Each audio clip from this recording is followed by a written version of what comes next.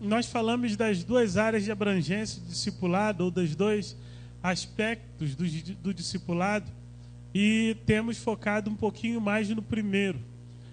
A gente aprendeu que o discipulado começa na ordem de Jesus para que o sigamos, e discipulado continua na ordem de Jesus para que façamos discípulos. Então, discipulado começa na ordem de Jesus para sermos os seus seguidores, e discipulado se desenvolve na ordem de Jesus para que façamos discípulos dele. Quando falamos da primeira ordem de Jesus, que é para que sejamos os seus seguidores, nós vamos compreender que a ênfase do discipulado, o foco do discipulado, é relacionamento para transformação. A gente sabe que aqueles que andaram com Jesus, na sua maioria, 11 de 12, por andarem com Jesus, tiveram o seu caráter, a sua personalidade, foram transformados à imagem e semelhança de Jesus Cristo. Então, o discipulado tem por objetivo a transformação, né? É um relacionamento, é um chamado para um relacionamento que leva à transformação. Nós, então, temos falado aqui, a partir do dia 3 de abril, sobre os componentes essenciais do discipulado, chamando a atenção para a realidade de que segue-me diz respeito a relacionamento próximo com Jesus Cristo. O chamado não foi para que pertencêssemos a uma religião, o chamado não foi para que tivéssemos conhecimento histórico da palavra, o chamado foi para que nós nos relacionássemos ou vivêssemos um relacionamento próximo, um relacionamento íntimo com Jesus Cristo. E é por isso então que a partir daí nós temos falado sobre o valor que Deus dá ao relacionamento e quais são os níveis de relacionamento do homem com Deus. Porque o desdobramento secundário do discipulado, que é o fazer discípulo, depende do ser discípulo. Ninguém pode fazer discípulos de maneira aprovada por Deus sem ser discípulo de Jesus Cristo. Por isso que nós estamos dedicando um tempo para falar sobre isso, sobre a natureza do chamado, sobre o valor que Deus dá ao relacionamento e agora sobre os níveis do relacionamento do homem com Deus. Já falamos aqui sobre o nível de admiração, né, de admiradores, gente que está perto, gente que vê, mas vê a certa distância porque não conhece. E quando Jesus fala, olha, eu estou indo para o Pai, vocês sabem o caminho, e eles vão dizer, não, nós não sabemos o caminho, né? Não sabemos nem para onde o Senhor está indo, quanto mais o caminho. Fica claro então que faltava um conhecimento mais profundo. Eram somente admiradores, igual a gente tem hoje fãs, né? Na televisão aparecem fãs de cantores, de personalidades, gente que olha de longe, gente que no que diz respeito a relacionamento tem um relacionamento superficial. Nós já falamos também sobre um segundo nível, que é o nível o oleiro e o barro. É o nível em que nos colocamos para Deus, diante de Deus, nas mãos de Deus, como um barro nas mãos do oleiro, né? Só que o barro ele tem vários estados, né? E talvez o mais natural seja um barro seco, um barro duro, né? E aí, para que ele se encontre, ou para que ele alcance a condição de ser trabalhado, ele precisa ser molhado, ele precisa ser amassado, ele precisa passar por esse processo para que esteja moldável, né? Então queremos ser barros moldáveis nas mãos do oleiro, que é Jesus Cristo. Falamos sobre o terceiro nível, nível de pastor e ovelha, né? E esse daí chamou bastante a nossa atenção, porque é uma linguagem nossa do dia a dia. Devemos ser para o Senhor como a ovelha para o pastor dela, né? Dependente, conhecer, ouvir e obedecer à voz do pastor, deixando assim que ele possa nos guiar. E hoje nós queremos falar sobre mais um nível, o quarto nível do relacionamento do homem com Deus, ou o quinto nível, né? Tem o Senhor e servos, mas hoje a gente vai falar sobre, trocando ali a ordem, como quarto nível, amigos, ou amigo de Deus. Por isso que a gente começou o culto falando de amizade, né? A primeira música, a primeira canção do Thales fala a respeito de uma escolha, a escolha de ser amigo de Deus, né? Eu escolho ser amigo de Deus. E aí a gente já começa tirando lições, né, para a mensagem, né?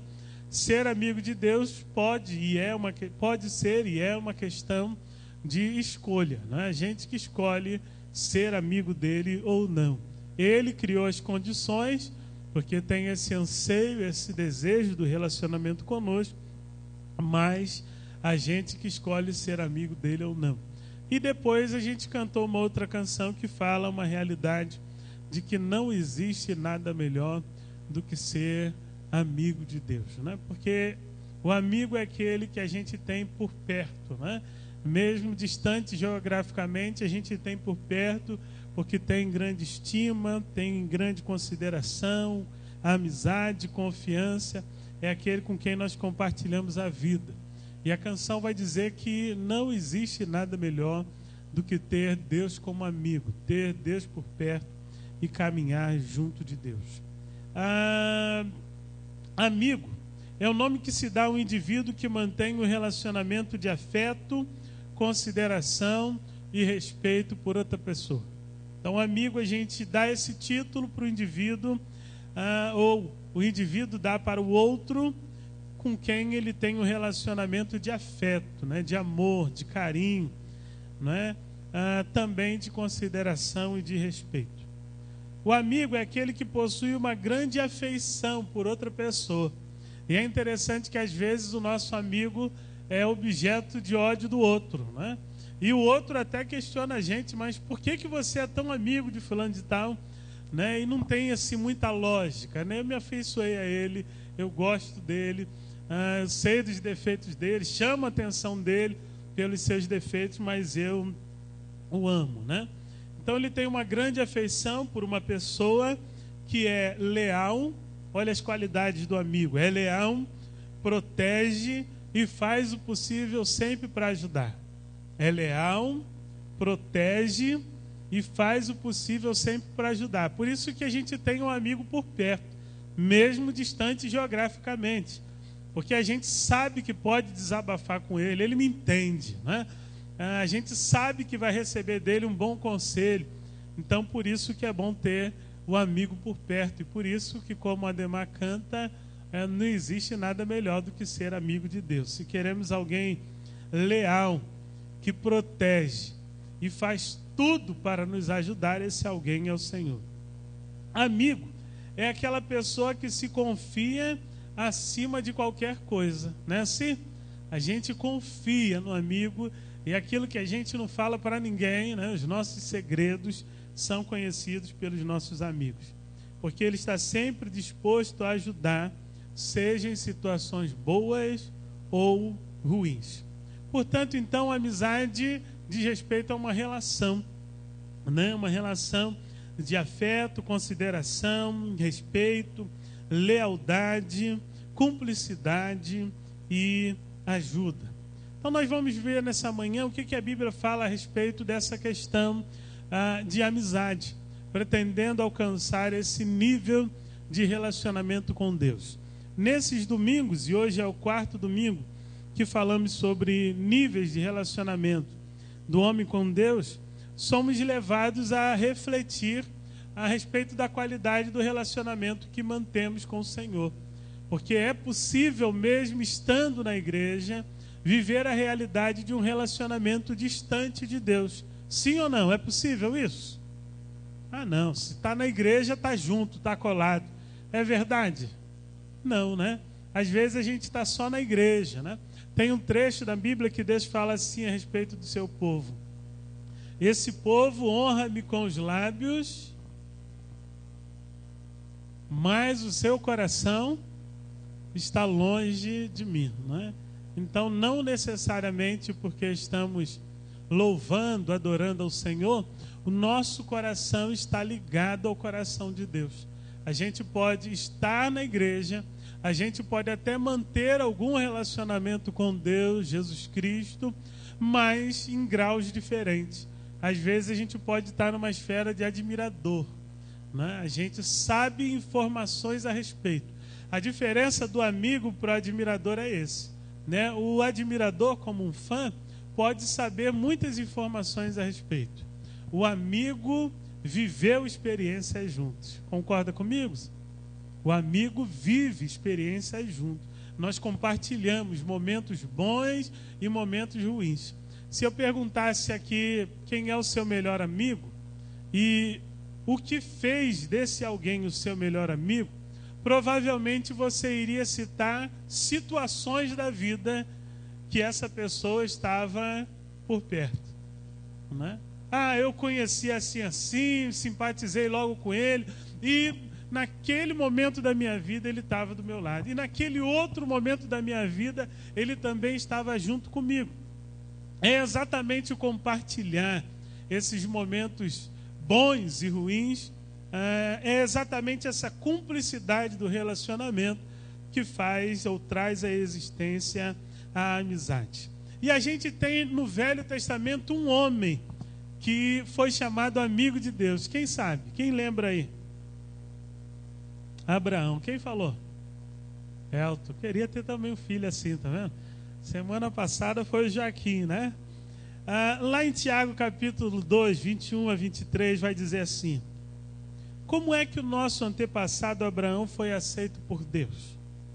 Foi pelo que fez quando ofereceu seu filho Isaque sobre o altar. Veja como a sua fé e suas ações agiram juntas. Por meio das suas ações, a sua fé se tornou completa.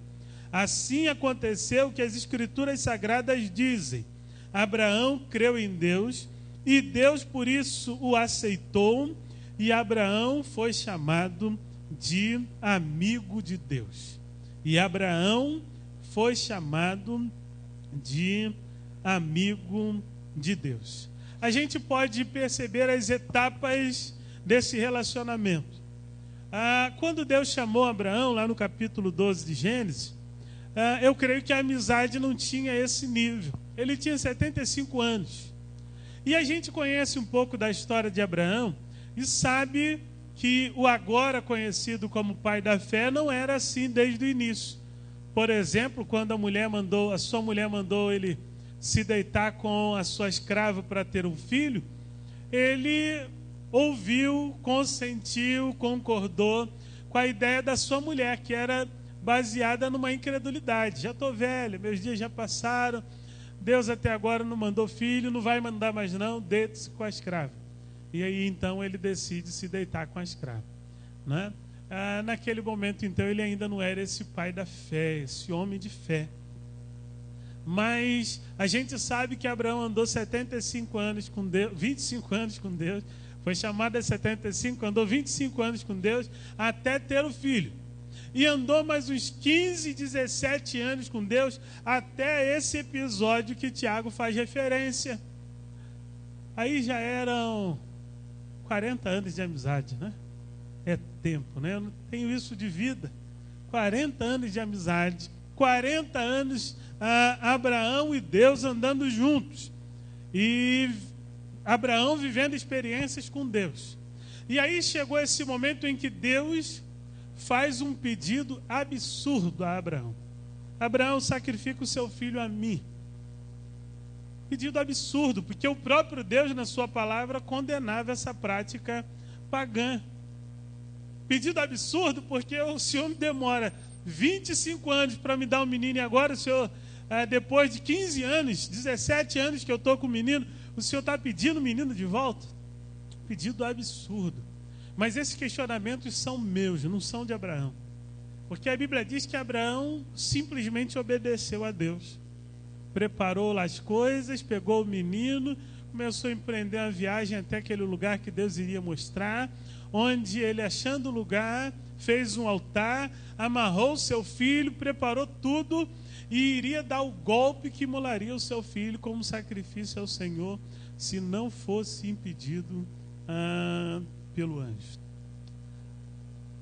Tiago está fazendo referência a esse episódio, dizendo que a fé e as ações de Abraão agiram juntas. E por meio das ações a fé se tornou completa. Existe uma fé que não é acompanhada de ações. E a respeito dessa fé, Tiago diz que é uma fé morta, porque ela não produz nada. Mas a fé de Abraão foi acompanhada por ações, e as ações tornaram a fé completa. E vai dizer que essa ação de entrega total de si a Deus fez com que Abraão fosse aceito em Deus. A Bíblia vai dizer, o versículo que lemos, vai dizer os versículos: Abraão creu em Deus. Abraão depositou a sua fé e a sua confiança em Deus. E quando é que nos sentimos amigos de alguém? Não é quando alguém deposita confiança em nós? Quando alguém fala: olha, eu vou te dizer um negócio, eu vou te contar aqui um segredo, negócio que eu nunca falei para ninguém. Que honra, que honra. A gente se sente amigo do outro. O outro me tem como amigo, porque confiou em mim dessa maneira. O texto vai dizer: Abraão creu em Deus. Gente, perceba como o quadro é complicado. Esse menino demorou 25 anos para nascer. Ele agora é um jovenzinho. Eu estou cheio de sonho, cheio de planos, já estou velho, caminhando para a morte. Agora eu olho meu filho como meu sucessor, como a minha continuidade, como a materialização da promessa que eu recebi de Deus. E aí, de repente, Deus vem dizer que vai desconstruir tudo isso. É na hora difícil que a gente demonstra o quanto confia no outro. É no momento como esse. Nesse momento, Abraão, ele demonstrou o quanto que ele confiava em Deus. Abraão creu em Deus e por isso Deus o aceitou. E Abraão foi chamado amigo de Deus. Portanto, eu entendo que Abraão foi aceito por Deus porque creu nele. Foi aceito porque acreditou, confiou. E me parece que temos aí um ingrediente para que uma amizade seja estabelecida: confiança. Mas não uma fé ou uma confiança incompleta. Tiago fala que a confiança de Abraão foi completa porque veio acompanhada de ações. Então me parece que esse é o ingrediente, né? Confiança completa. A confiança que vem acompanhada de ações. A confiança que vai além das declarações. Ele confiou ao ponto de entregar o seu filho, que era o plano de futuro. Eu creio que ele não tinha a menor ideia de um plano B. Não tinha o plano B e nem a menor ideia de um plano B. Às vezes a gente quer confiar em Deus, né? Ele fala: dá mais um passo. A gente fala: tá bom, né? Enquanto a gente está vendo o chão, a gente está andando, né? Aí a gente chega na beirinha e ele fala: agora dá um passo daqueles grandes, né? Aí a gente olha para ele, dá aquele sorrisinho, né? Você não está falando sério, né? Não, pode ir. Aí a gente começa: não, mas como é que vai ser? Mas e se eu cair? E se eu me machucar? Essas perguntas mostram o quê? A dúvida, né? A desconfiança. Ou uma grande confiança, mas em mim mesmo. No que eu vejo. No que eu sei. No que eu conheço. Abraão creu em Deus e por isso Deus o aceitou. E Abraão então foi chamado amigo de Deus. Para a gente ser amigo de Deus, inevitavelmente, creio que teremos que passar pela estação da confiança. Confiança completa. Uma confiança completa em Deus. Confiança acompanhada de ações. Mas a gente tem no Novo Testamento algo também nesse sentido. Vai dizer lá em João 13, do 13 ao 15, ninguém tem mais amor pelos seus amigos do que aquele que dá a vida por eles. Concorda? Amém ou não amém? Ninguém tem maior amor pelos seus amigos do que aquele que dá a sua vida por eles. A gente já viu nos filmes algo parecido com isso daqui, né? Relações de amizade tão estreitas ao ponto de um amigo dar a vida para salvar a vida do outro amigo. E aí essa é aquela hora do filme que a mulher chora, né? Fica toda emocionada. O homem, não, né? Ele finge que está tudo bem, que está durão, né? Um amigo prezando de tal maneira a amizade ao ponto de dar a sua vida pelo outro amigo. E de quem que Jesus está falando aqui? Quem foi que deu a vida por um amigo? Quem foi que deu a vida? Ele mesmo, Jesus. Então quem é esse amigo por quem ele está dizendo que deu a vida? Que bacana, né? Ninguém tem maior amor do que esse, ou ninguém tem mais amor pelos seus amigos do que aquele que dá a sua vida por eles. A gente falou aqui que a amizade normalmente se consolida nos momentos difíceis, né? No momento em que o amigo se sacrifica por nós, nos ajuda, faz algo em nosso favor.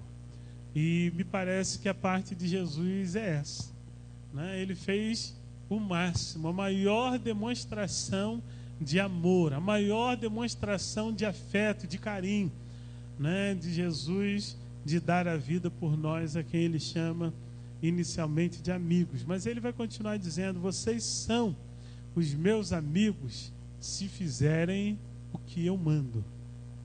É uma relação de amizade diferente, né? Porque um amigo no âmbito das relações humanas não exige isso da gente.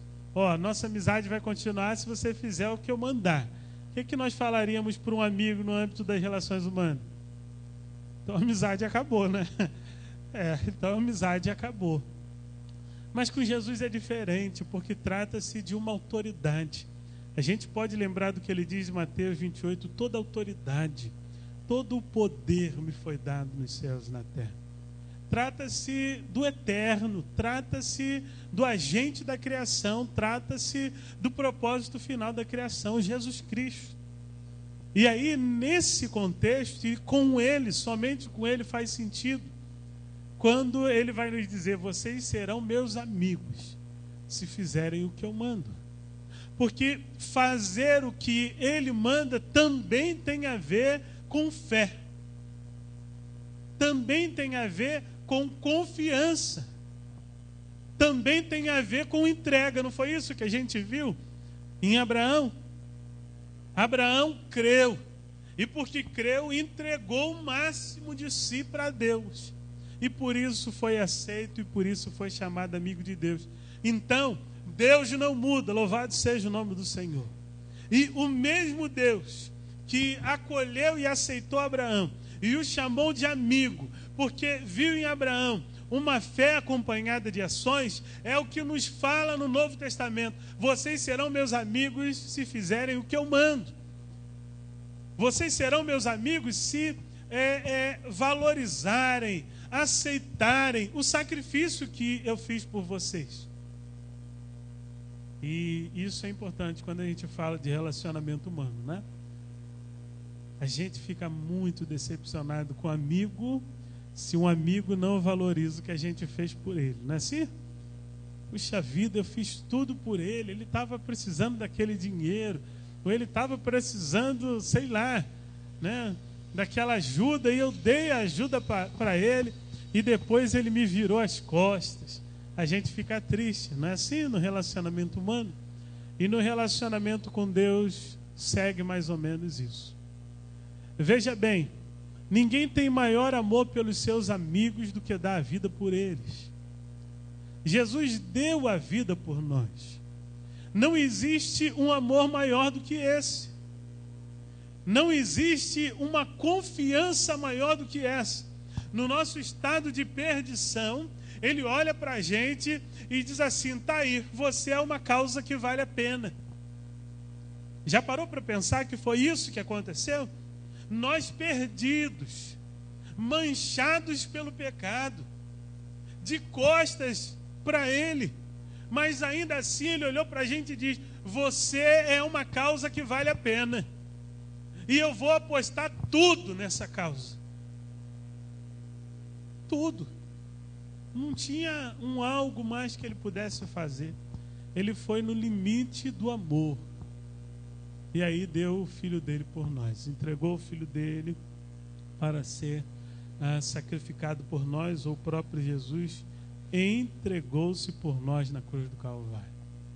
E não é pedir muito quando Ele pede que valorizemos esse sacrifício dele. Rapaz, se alguém fez alguma coisa tão grande assim por mim, não é possível que esse alguém não me ama de verdade. Não é possível que esse alguém seja só um interesseiro.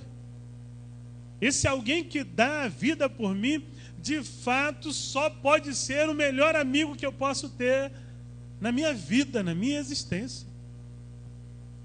Porque o que Ele fez por mim é insuperável. Ninguém vai conseguir me amar tanto, nem minha mãe. Mãe que é símbolo de amor, está chegando aí o Dia das Mães, né? Mãe que é símbolo de amor, é aquela que a criança espirra, acorda, o pai também acorda, né? Uma injustiça que fazem com o pai, né? Ele acorda, mas ele lembra que Deus está cuidando, vira para o outro lado, dorme em paz, né? Tranquilo, Deus está cuidando dessa criança, vai dar tudo certo, né? A mãe não, né? Tem menos fé, aí levanta toda hora, vai ver a criança lá como é que está. Não tem amor maior. Não existe na minha existência alguém que pode me amar tanto. E aí a resposta desse amor deve ser a confiança e a entrega. Igualzinho com Abraão. Porque ele me amou tanto. Eu confio que ele é quem ele disse ser. E eu tenho uma confiança completa. A confiança incompleta, ela vem só na declaração. A confiança completa, a declaração é acompanhada por ações. Eu tenho confiança completa nele. Confiança que vem acompanhada por ações de entrega. Eu entrego a minha vida, eu entrego a minha vontade aos cuidados do Senhor. Porque eu confio de fato que Ele me ama e Ele me tem por amigo. Ele me tem por amigo. A nossa prova de amor, a nossa prova de amizade. Uma amizade se sustenta se só um lado amar, confiar e entregar. Só um lado faz isso. Você gosta demais do fulano de tal. E aí você começa a confiar nele, começa a entregar a sua vida a ele no sentido de falar das suas alegrias, tristezas, frustrações, sonhos, decepções, e ele só na dele. É verdade. Essa amizade vai se sustentar? Não vai. Vai chegar um tempo que você vai cobrar dele, você vai dizer: rapaz, mas você não me fala nada. Ele fala: não quero falar nada não. Minha vida assim, eu sou bem reservado, não gosto de ficar falando para os outros. Você vai se afastar gradativamente daquela pessoa. Porque você vai dizer: eu amo, mas ele não me ama. Eu confio, tenho uma confiança completa por ele, mas ele não tem por mim. Eu me entrego, eu falo de mim, conto meus segredos, mas ele se protege de mim. Então ele não confia em mim. E aí a amizade, ela não vai adiante. Com Jesus não é diferente. Vocês serão meus amigos se fizerem o que eu mando. E aí, caminhando para o fim, ele vai dizer: eu não chamo mais vocês de servos, de empregado, pois o empregado não sabe o que faz o seu patrão. Conquanto sejamos servos, ele está dizendo, eu não chamo mais vocês de servo, porque o servo não sabe o que faz o seu patrão. Eu chamo vocês de amigos, pois tenho dito a vocês tudo o que eu ouvi de meu Pai. Conquanto sejamos servos, Ele não nos trata e não nos chama mais de servos. Ele nos trata e nos chama de amigos, porque Ele tem nos dito tudo o que Ele tem ouvido do seu Pai. O ápice da amizade, o ponto mais alto da amizade, dar a vida pelo amigo. Jesus demonstrou esse amor dando a vida por nós. A amizade se estabelece por meio da confiança, que se traduz em obediência. Vocês serão meus amigos se fizerem o que eu mando.